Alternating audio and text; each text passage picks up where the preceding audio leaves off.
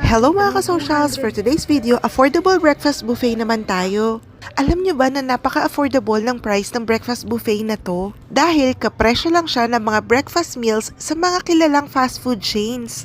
Pero dito sa halagang 250 pesos, lahat ng nakikita nyo, makakain nyo. Meron ka ng fruits, salads, may rice, syempre choices sa mga ulam. Unlimited brewed coffee ka rin at syempre may dessert pa.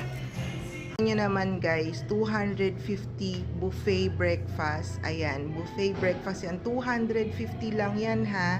Meron pang pagantong dessert. Saan ka naman makakita nun? 250 o pang high-end hotel or 5-star hotel ang atake.